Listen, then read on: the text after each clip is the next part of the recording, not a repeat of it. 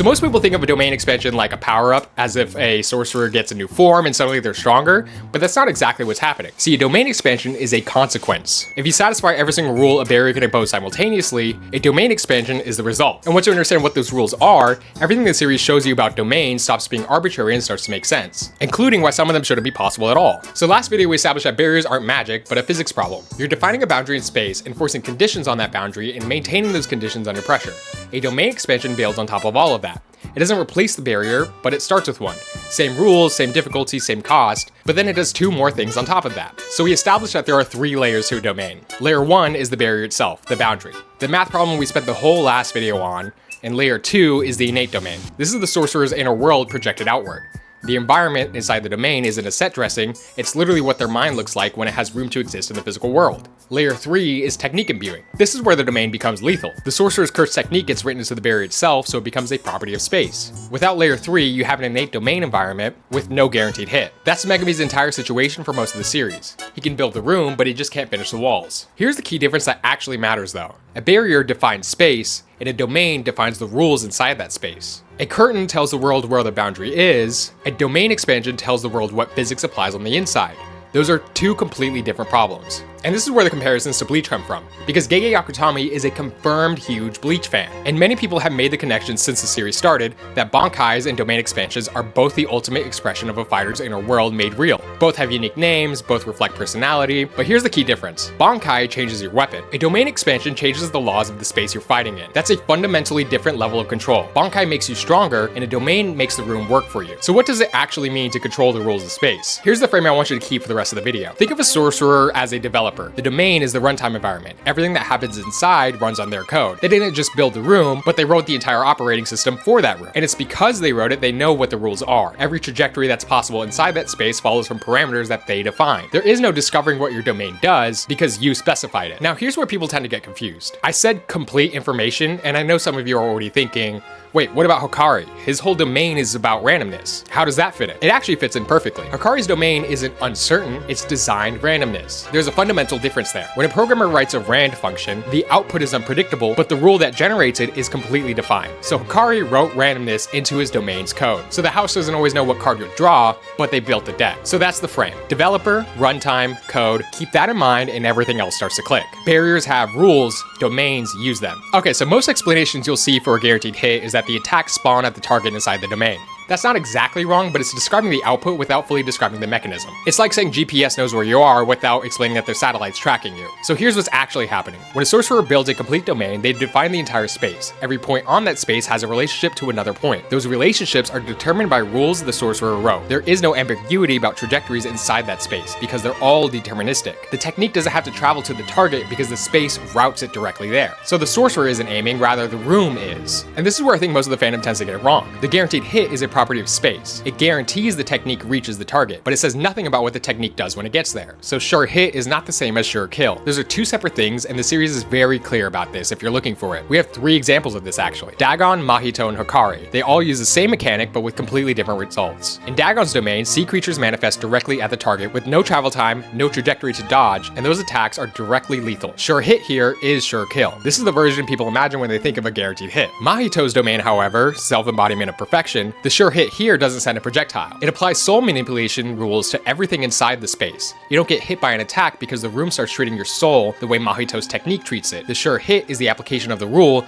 not the delivery of a weapon. Then we have Hikari's idle death gamble. The sure hit here delivers information, specifically the rules of the jackpot, which are non-lethal by design. Hikari didn't build a domain that can't kill you, rather he built a domain whose sure hit mechanism is the transfer of rules, not damage. That's an intentional trade-off, and we'll come back to it later. So why does this matter beyond just a technical correction? Because it tells you something about what a domain is and isn't. The sure hit isn't a targeting system bolted onto a domain, it's an emergent property of a fully defined closed space. When you've written all the rules and the space is complete, there's no room left for the technique to miss. It's not that the attack finds you, it's that the space doesn't allow the attack not to find you. Think of it this way, a domain is saturated with the sorcerer's technique. Every point on that space is already running the code. The only thing left is for a target for it to collapse onto, and targets with cursed energy are the variable the domain is solving for. It just needs something to land on. And that's also why sure hit doesn't work on characters like Maki or Toji. But that's a domain we'll get to later. Barriers have rules, and guaranteed hit is just one of them. Before we talk about what binding vows do to domains specifically, we need to establish what they actually are, because binding vows are not a specific domain mechanic, they're an underlying logic of the entire power system. The closest comparison I have here are Nen contracts from Hunter x Hunter. You accept a genuine restriction and you get a proportional benefit. The system doesn't care about intention, it only cares about cost. The more real the restriction is, the greater the return. Now we have two examples outside of domains just so you can see the pattern. First is Sukuna's Furnace Vow. Outside of his domain, Divine Flame can only target one single thing at a time. That's the restriction.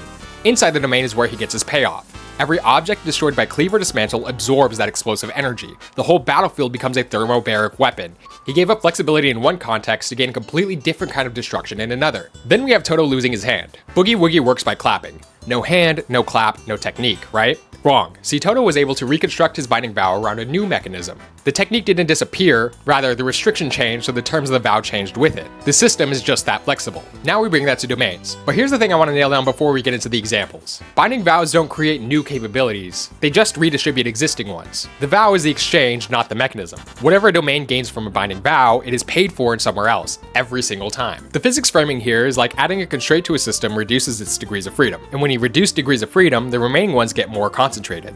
Less flexibility gives you a more focused output. Therefore, you're not adding energy to the system, you're just compressing it. Think of it like squeezing a tube of toothpaste. Stay with me here. The tube has the same amount of toothpaste before and after. You just apply a constraint to one end and it comes out the other with more force. Binding vows are the constraint and the technique output is the toothpaste. But how do binding vows interact with domains? Well, we have three examples of this, all with different trade-offs. First is the standard closed domain. You get the guaranteed hit. This is the standard complete domain. You're enforcing conditions on a finite enclosed surface with maximum control over the interior. The technique is fully imbued and the sure hit runs. Everything inside is yours. The trade here is limited range. You have to pull the target in, and if they don't enter, the domain doesn't apply to them. You have high control but limited reach. Second, you can open the boundary, and this is where a lot of people get the causality backwards. See, Sukuna didn't choose to give his targets an escape route in exchange for more range. The open structure creates that consequence automatically. No wall means no confinement. So an escape route has to exist whether Sukuna likes it or not. That's the vow the open barrier enforces. And what do you get in return is range that dwarfs any closed domain. He didn't negotiate for his range, rather he built an open domain, and the range is what the math gave him in return. Third, we have Hikari's domain. In exchange for a non-lethal sure hit, he gets the fastest activation in the series and a significant advantage in domain clashes.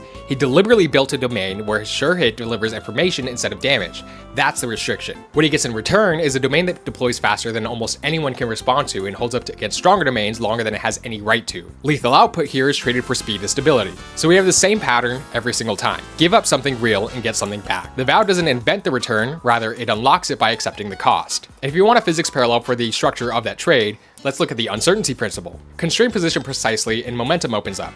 Constrain momentum and position opens up. You can't maximize both simultaneously because the system won't allow it. Binding vows work the same way. Every gain has a conjugate cost. Barriers have rules, and binding vows are how you negotiate with them. So we've established that a complete domain is basically an unwinnable situation. The technique is everywhere in the space, the sure hit runs automatically, you can't dodge something that the room is collapsing onto you. So what do you actually do if you get caught in one and you can't expand your own domain? Because most sorcerers in the series can't. Using a domain expansion is rare, but being dragged into someone else's domain expansion is clearly not. There are two answers to this problem. One is ancient, and the other evolved from it. And understanding both tells you something important about what a domain actually is. The original answer is Hollow Wicker Basket. This predates the Heian era. It's one of the oldest anti-domain techniques in the series. What it does is simple. It generates a small spherical lattice of curse energy around the user that neutralizes the barrier's embedded technique, thereby killing the sure hit. The engineering parallel here is a Faraday cage, and it kind of looks like one too. A Faraday cage doesn't destroy an electromagnetic field, it just blocks it from reaching whatever's inside.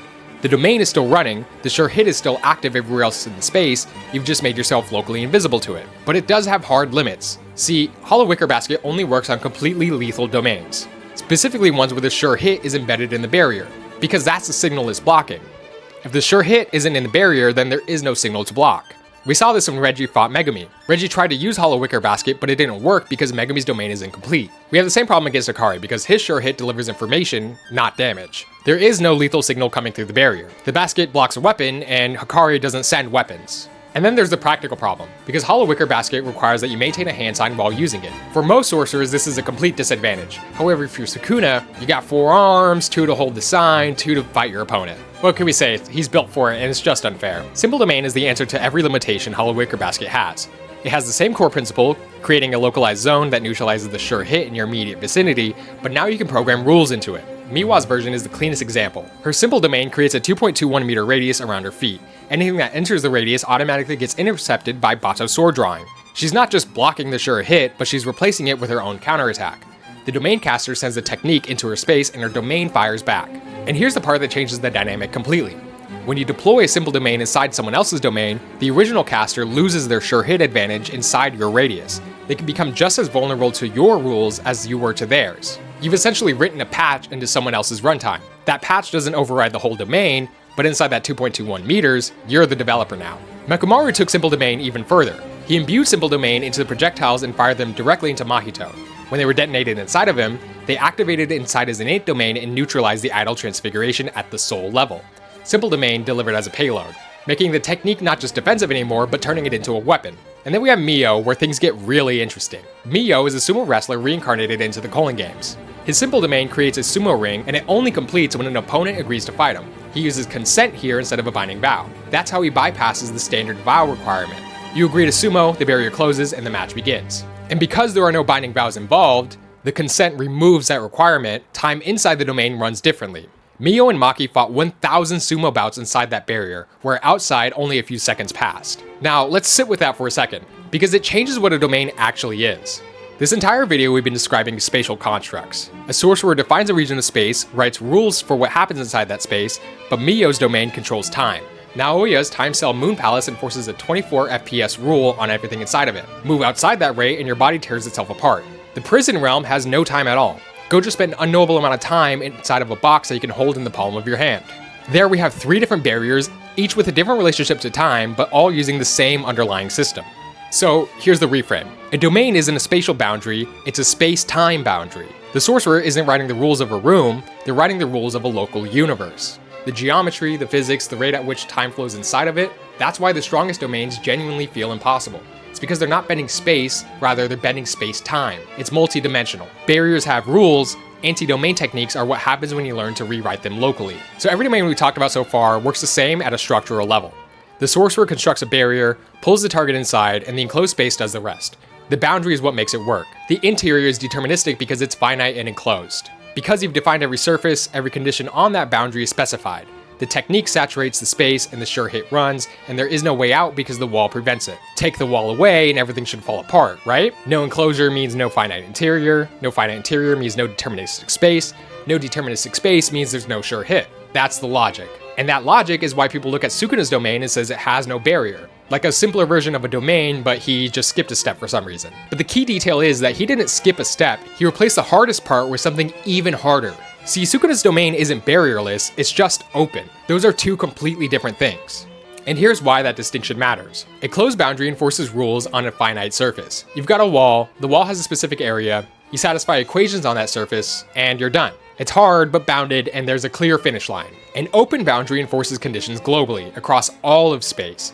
You're not satisfying equations on a wall anymore, you're satisfying them everywhere. There's no surface to solve on. Those conditions have to hold at every single point in the surrounding environment simultaneously. In physics, this is called a radiation condition. It's what you impose when there is no wall to reflect off of. When the domain has to behave correctly all the way out to infinity, it's not a relaxed version of the closed boundary problem, it's a strictly harder version of it. So Sukuna isn't using less technique to build Malevolent Shrine, he's using more of it. Way more. See, a closed domain sorcerer builds a finite surface and holds it, where Sukuna imposes conditions on reality itself and holds those.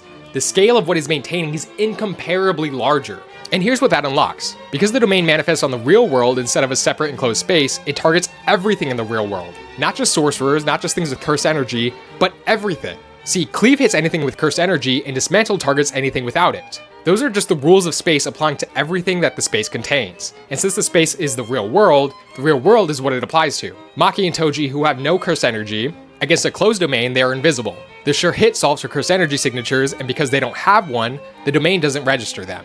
Against Malevolent Shrine, however, Maki's not safe. The open domain doesn't solve for cursed energy and then ignore everything else, because it applies Dismantle to everything without cursed energy, and Cleave to anything with it. Because Maki has no cursed energy, the domain reads her as an object and Dismantle applies. The open structure is what allows that, where a closed domain would have missed her entirely.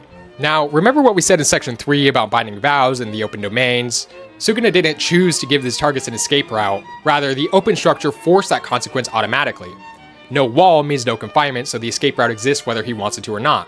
That's the vow the open barrier creates. Range is what the math gives him in return. And we know Sukuna has control over the range, as when Sukuna was fighting Mahoraga, he limited the range of Malevolent Shrine to protect Megumi. Kenjaku used the same structure against Yuki and Tengen for a specific reason.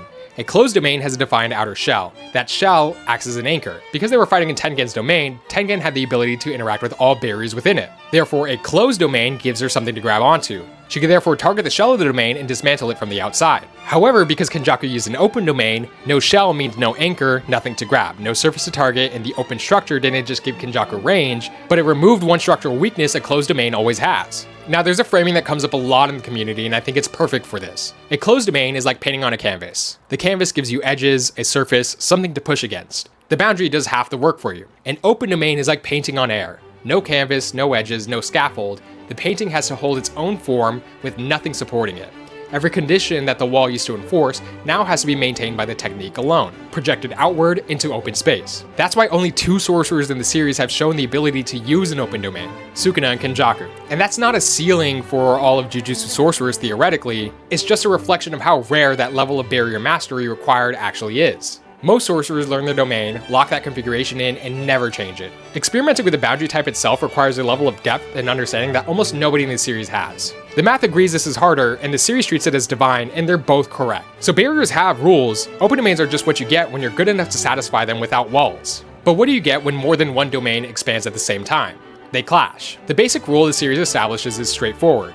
The more refined domain always wins. Because sure hits cancel each other out in the overlap, neither sorcerer has a guaranteed hit on the other while both domains are running simultaneously. But what does refinement actually mean? Because I think a lot of the fandom treats it as a proxy for power. Like the stronger sorcerer automatically has the more refined domain. But that's not quite right. See, refinement is about precision, specifically how precisely a sorcerer's parameter set satisfies the underlying boundary conditions of the domain. A more refined domain isn't outputting more energy, rather it's a more stable solution. It doesn't overpower the other domain, it just outsolves it. The less refined domain becomes mathematically unstable and collapses. The Gojo vs Sukuna domain clash is the most technically detailed in the series, and it's worth going through properly because almost every mechanic we've covered so far in the video shows up in it. Upon the first clash, Gojo expands a limited void, which is a closed domain with an exposed shell. Sukuna expands Malevolent Shrine, which is an open domain with no shell, and the range extends into the surrounding environment. And the structural problem that Gojo has is immediately apparent. Sukuna's open domain has range that extends outside of Gojo's enclosed barrier, which means Sukuna can reach the exterior of Unlimited Void from the outside while Gojo is inside of it. He doesn't need to out-refine the interior because he can just slash the shell from the outside and collapse it. Gojo's domain loses here not because it was less refined, but because the open domain's range turned the shell itself into a liability. Second clash, Gojo reverses the internal and external conditions of the barrier, making the outside harder at the cost of a weaker interior. Sukuna counters this with the Binding Vow by giving up the sure hit on the inside in exchange for a higher output of slashes on the outside, and he shatters it again. Both domains eventually collapse simultaneously, leaving both fighters 2 damage to maintain them. On the third clash, this is the one where Gojo finally figures something out. He does something that should be impossible, expanding the barrier to its full size and then shrinking it down to the size of a basketball. Everyone watching this loses their minds because it shouldn't be possible. See, Gojo learned this from the Prison Realm. The Prison Realm is a barrier you can hold in one hand and it contains a full pocket dimension inside of it. And the interior is completely decoupled from the exterior surface area. Gojo spent an unknowable amount of time studying that structure from the inside. What he learned, interior volume and exterior surface area are not fixed to each other in barrier construction. They are independent parameters. A small exterior doesn't have to mean a small interior. The Prison Realm proves that. Gojo applies this in reverse, a basketball-sized shell, full unlimited void interior. The shell is small enough that Sukuna can't leverage his range and advantage against it, and the interior is still complete. Sukuna's counter? He narrows the size of Malevolent Shrine's range to concentrate the output, focusing all of that damage onto his tiny shell rather than spreading it across a wider area. It's not a mirror of Gojo's move, rather it's a direct response to it. If the shell is dense, then just concentrate everything onto it. This clash runs for a full 3 minutes before the shell finally breaks. But by that time, Gojo has dealt enough damage to Sukuna that he can no longer maintain Malevolent Shrine, causing both to collapse at the same time and resulting in a tie. Clashes 4 and 5 are rematches of the same structure. Gojo just gets faster at re-engraving his technique each time. And on the 5th clash, Gojo is just barely faster, less than 0.1 seconds. That's enough time for Unlimited Void to catch Sukuna for a moment. 2 minutes and 40 seconds later, Malevolent Shrine collapses from the damage. But before Gojo is able to capitalize, Sukuna summons Mahoraga and then the Shikigami immediately destroys his domain. Upon the 6th attempt, both try to expand the domain, but Gojo hits his biological limit first. His brain damage from repeated engraving catches up to him. He starts bleeding from the brain and Sukuna tries to expand anyways, and he also can't. The repeated exposure to Unlimited Void has burned out Sukuna's curse technique to the same degree. The domain war ends here, not because either domain won, but because both sorcerers just ran out of brain. The Yuta versus Sukuna domain clash is also worth covering here for a completely different reason. This is the only time in the series where we see what actually happens inside of a domain clash in any real detail. Yuta uses Gojo's compressed barrier solution, and this isn't a coincidence because Gojo trained him specifically on barrier techniques before the fight. Prison Realm taught Gojo, and then Yuta learned from that. Inside the domain while both are running, Yuta is unable to gain the upper hand because sure hits are cancelled. It's pure combat in there, and in pure combat inside a domain, Sukuna is still Sukuna. He's gonna mess you up. Yuta can't fully control Gojo's limitless, six eyes, or body even, so he's fighting at a deficit. So the solution goes outside of pure domain mechanics. He uses Inumaki's cursed speech to free Sukuna's movement from inside the domain, then Yuta fires a hollow purple at his frozen target. It works, causing Sukuna to take serious damage and losing access to his cursed technique, but Yuta's hollow purple is imprecise. He doesn't have full control over the limitless, and purple destroys not only Sukuna's domain, but also his own. So here's where we are. A domain expansion is the limit case of everything that we discussed in the last video. The boundary is perfect, the interior inside is completely defined, and the technique isn't something that a sorcerer aims, it's just a property of the space. And every mechanic we cover today is just a different way of negotiating with that same underlying math. Binding vows are how you trade one parameter for another, open domains are what you get when you satisfy the boundary condition without a wall to solve on, anti-domain techniques are local patches within inside someone else's runtime, and domain clashes are two coupled systems competing to outsolve each other until one becomes unstable. Same rules, different negotiations. And here's what it all points to when you zoom out. We spent most of this video talking about domains like their spatial constructs. A sorcerer defines a region of space and then writes rules for what happens inside of it.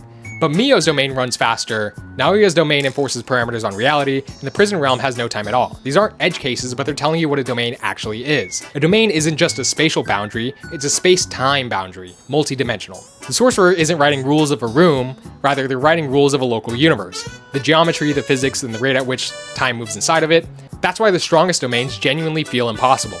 It's because they're not just bending space, but they're bending space-time. So we've covered what domains actually are and how they work.